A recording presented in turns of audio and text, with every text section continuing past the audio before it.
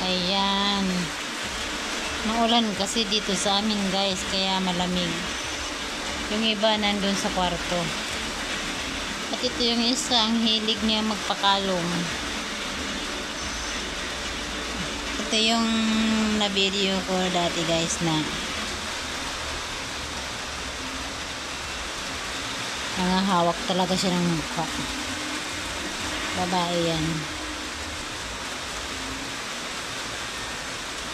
At ito din yung mahilig sa scramble at ice candy. Tingnan nyo guys. Gusto niya talagang abutin yung mukha ko. May gusto siyang hingin. Ganyan siya. Ano yan? Malamig. Kaya di pwede mag ice candy or ice scramble. No.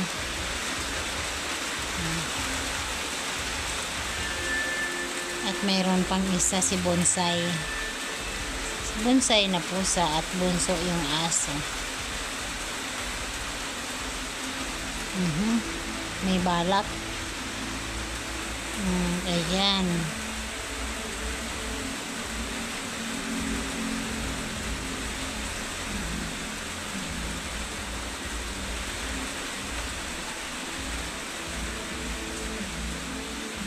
Hindi naman ako galing hayop guys. Mahilig lang sa hayop. Kasi yung hayop, lalo pusa, parang sila pa yung nakakaintindi ng pakiramdam natin, di ba? Yung aalagaan mo sila, pero hindi ka talaga nila kakalabanin, di ba? Ayan. Kaya lang, kaya tayo nag-alaga ng pusa kagaya dito sa probinsya para walang daga sa bahay, walang naninira ng damit o anumang gamit. Kaya lang sila naman ay nagdadala talaga ng daga galing sa labas, tapos ginagawang pasalubong sa iba nilang kapamilya na pusa. Ayan.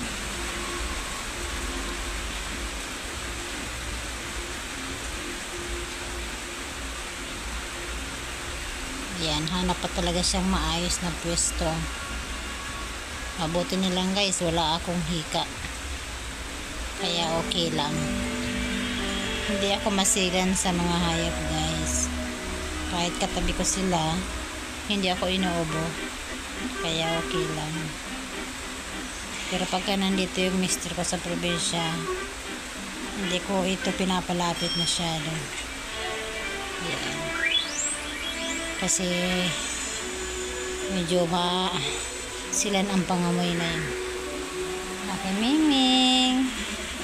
Hello po mga viewers. Ayan. Bait po kami. Salamat po sa panonood. Okay. Love, love, love.